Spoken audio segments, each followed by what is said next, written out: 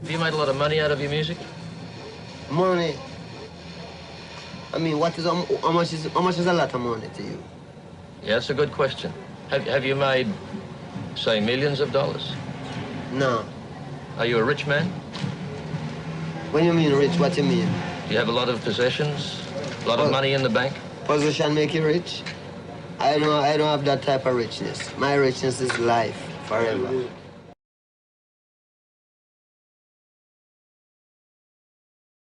Bob Marley, a global icon, was the heartbeat of a movement.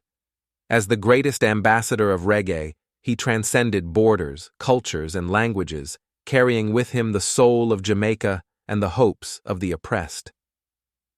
Through his music, Marley became a voice for the voiceless, a symbol of resistance, and a beacon of peace and love. One love, one. But behind the iconic dreadlocks and captivating melodies lies a tale of relentless struggle, unwavering faith, and a tragic demise that shook the world.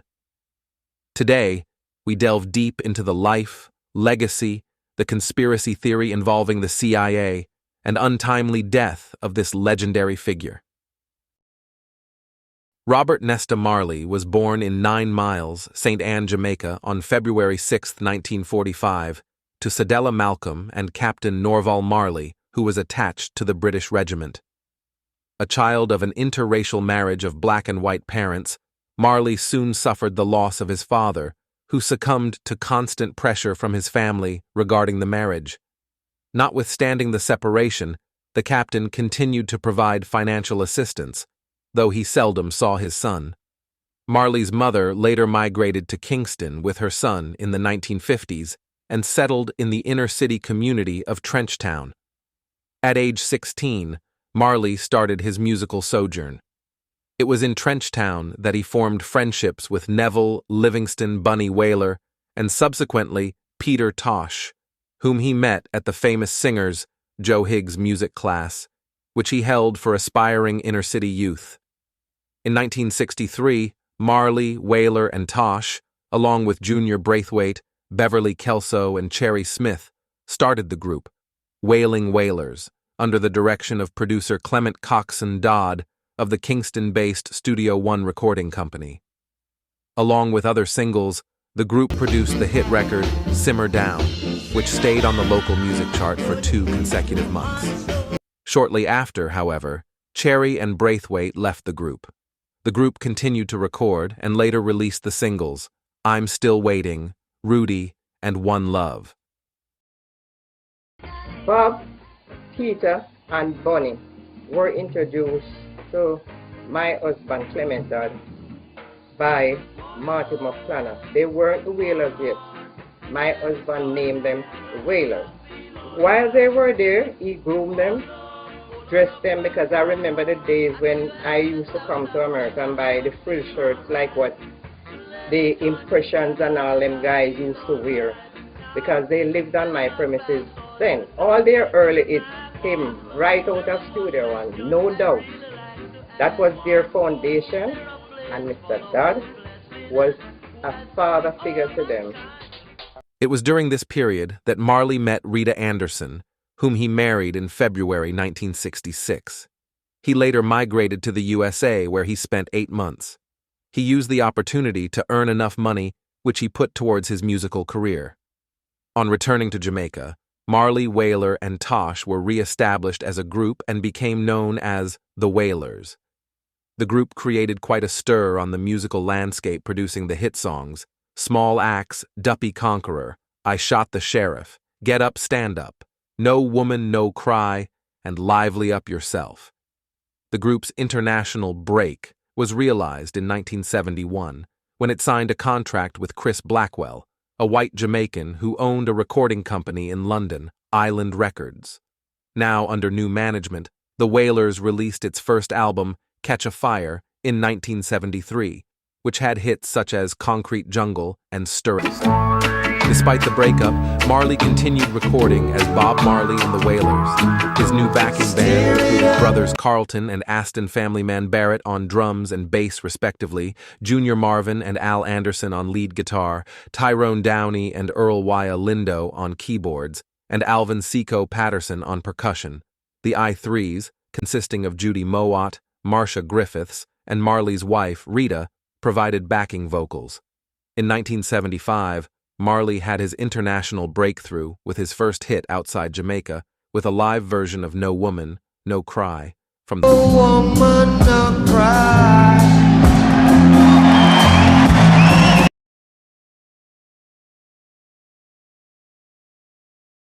This was followed by his breakthrough album in the United States, Rastaman Vibration 1976, which reached the top 50 of the Billboard Soul charts. On 3rd December 1976, 2 days before Smile Jamaica, a free concert organized by Jamaican Prime Minister Michael Manley in an attempt to ease tension between two warring political groups. Bob Marley, Rita, and manager Don Taylor were wounded in an assault by unknown gunmen inside Marley's home. Taylor and Rita sustained serious injuries but later made full recoveries. Marley sustained minor wounds in the chest and arm. The attempt on his life was believed to have been politically motivated, as many felt that the CIA wanted him dead, particularly because of his influence on the black population at the time. Nonetheless, the concert proceeded, and an injured Marley performed as scheduled, 2 days after the attempt. The members of the group Zap Pow played as Bob Marley's backup band before a festival crowd of 80,000 while members of the Wailers were still missing or in hiding. Marley left Jamaica at the end of 1976, and after a month-long recovery and writing sojourn at the site of Chris Blackwell's Compass Point Studios in Nassau, Bahamas, arrived in England, where he spent 2 years in self-imposed exile. Marley had a health scare in 1977. He sought treatment that July for a toe he thought he injured earlier in the year. After discovering cancerous cells in his toe, doctors suggested amputation. Marley refused to have the surgery, however, because his religious beliefs prohibited amputation. Whilst in England, he recorded the albums Exodus and Kaya.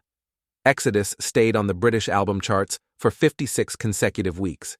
It included 4 UK hit singles: Exodus, Waiting in Vain, Jamming, and One Love. During his time in London, Marley was arrested and convicted of possession of a small quantity of cannabis. In 1978, Marley returned to Jamaica and performed at another political concert, the One Love Peace concert, again in an effort to calm warring parties. Near the end of the performance, by Marley's request, Michael Manley, leader of then-ruling People's National Party, and his political rival, Edward Seaga, leader of the opposing Jamaica Labour Party, joined each other on stage and shook hands. Survival, a defiant and politically charged album, was released in 1979. Tracks such as Zimbabwe, Africa Unite, Wake Up, and Live in Survival reflected Marley's support for the struggles of Africans. His appearance at the Amandla Festival in Boston in July 1979 showed his strong opposition to South African apartheid, which he already had shown in his song War in 1976. Credited and abundant, well, everywhere is war. That same year, Marley made his first trip to Africa. He visited Kenya and Ethiopia, an especially important nation to him as it's viewed as the spiritual homeland of Rastafarians. Perhaps inspired by his travels, the band's next album, Survival 1979, was seen as a call for both greater unity and an end to oppression on the African continent. In 1980, Bob Marley and the Wailers played an official independence ceremony for the new nation of Zimbabwe. Also that year, the United Nations awarded Marley its Medal of Peace. Fight this little struggle, children. That's the only way we can overcome a little trouble. And brother, you're right, you're right, you're right, you're right, you're right. A huge international success, Uprising 1980 featured Could You Be Loved and Redemption Song. Known for its poetic lyrics and social and political importance, the pared-down, folk-sounding redemption song was an illustration of Marley's talents as a songwriter. One line from the song reads, "Emancipate yourselves from mental slavery. None but ourselves can free our minds." On tour to support the album, Bob Marley and the Wailers traveled throughout Europe, playing in front of large crowds. They also planned a series of concerts in the United States, but the group only played 3 concerts there, 2 at Madison Square Garden in New York City, and 1 performance at the Stanley Theater in Pittsburgh, before Marley became too sick to continue. Marley's illness was a resurgence of the acral lentiginous melanoma discovered earlier in his toe. The cancer had now spread throughout his body, including his brain, lungs, and liver. Traveling to Europe, Marley underwent unconventional treatment in Germany and was subsequently able to fight off the cancer for months. However, it soon became clear that Marley didn't have much longer to live. The musician set out to return to his beloved Jamaica one last time to receive the Order of Merit from the Jamaican government, but he didn't manage to complete the journey. Marley died in Miami on May 11, 1981, at age 36. Adored by the people of Jamaica, Marley was given a hero's send-off. More than 30,000 people paid their respects to the musician during his memorial service, held at the National Arena in Kingston, Jamaica. Rita Marley, Marcia Griffiths, and Judy Mowat sang, and the Wailers performed at the ceremony too. Marley's death set off a legal battle over his estate, as he did not leave a will. According to Rolling Stone, his widow, Rita, was reportedly forced to sign a fake will in the late 1980s. The Jamaican government soon took control of the estate and sold it to the head of Island Records, Chris Blackwell. After a court battle, the family was granted possession in 1991. In 1986, Marley's widow, Rita, founded the Bob Marley Foundation, which works to perpetuate the spiritual, cultural, social, and musical ideals which guided and inspired Bob Marley during his lifetime. She remains the organization's chairperson. Rita also established the Bob Marley Museum at the site of the musician's home in Kingston, Jamaica, from 1975 until his death. The museum has numerous personal items belonging to Marley on display, and also features a theater, photo gallery, and record shop. In 2001, Rita helped organize the re-release of 18 of Marley's albums. Bob Marley's official cause of death is widely accepted as melanoma, a form of skin cancer that started in his toe and eventually spread throughout his body. The cancer was first discovered in 1977, and despite treatment, it metastasized to other organs, leading to his death in 1981. However, various conspiracy theories have circulated over the years, suggesting that Marley was deliberately infected with cancer by the CIA due to his influence and political messages. These theories claim that Marley was targeted because of his advocacy for peace and his impact on global culture and politics. Despite these claims, there is no concrete evidence to support the theory that the CIA was involved in Marley's death. The official medical reports and statements from those close to Marley confirm that melanoma was the cause of his death.